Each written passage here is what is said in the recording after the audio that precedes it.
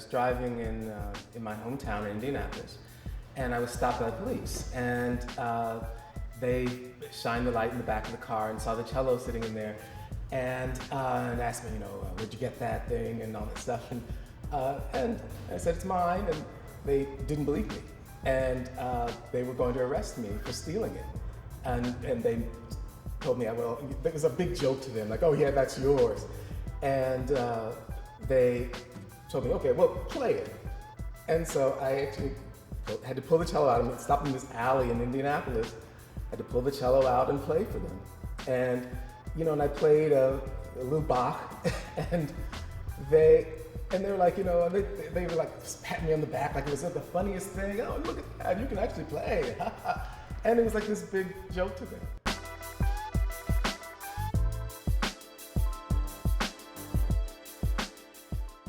Black folk don't listen to classical music is something I've heard since the first day I listened to classical music. I would say that I myself grew up dancing ballet, so I definitely listen to classical music. And as you can tell from looking at me, I am definitely Black. Personally, I listen to classical music because it doesn't distract me when I'm trying to get work done. If I put on gospel, it's a wrap. I think that we typically gravitate toward music that has a lot more soul to it. We want something that our body can move to and like thump along with. And classical music is just, it's just kind of there. It's kind of nice. It's like study music, but you're just not finna be in your car chilling, listening to a classical track of anything. It's closed-minded not to listen to other types of music. That's insane to me.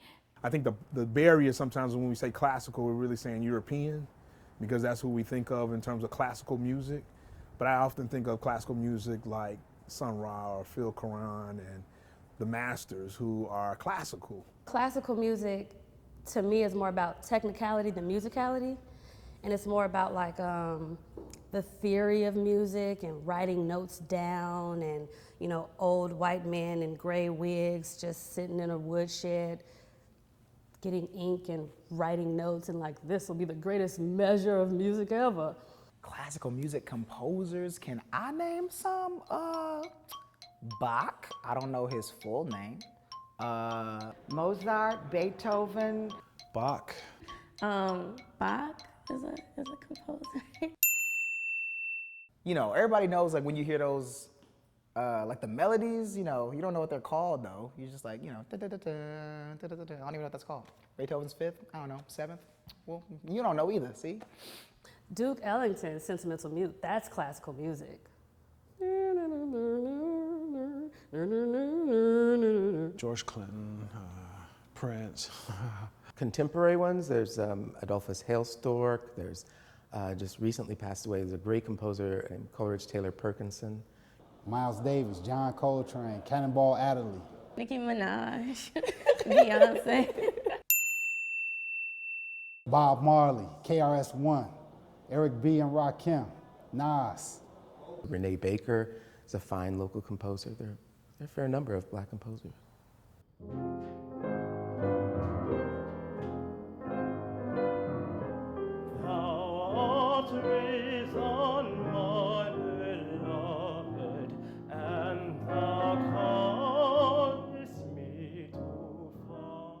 So the reason why I perform classical music, a major reason is to showcase that in the 21st century, Black people are doing this, and it's not something that's meant for a particular group.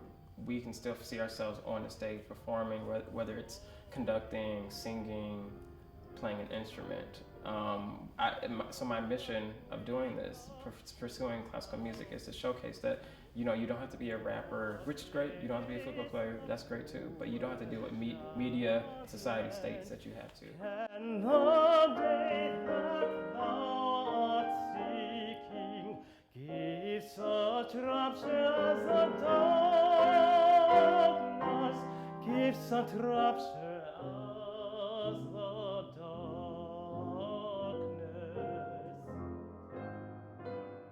Black people definitely do listen to and create classical music, and when we do it, it's way fresher than anything else.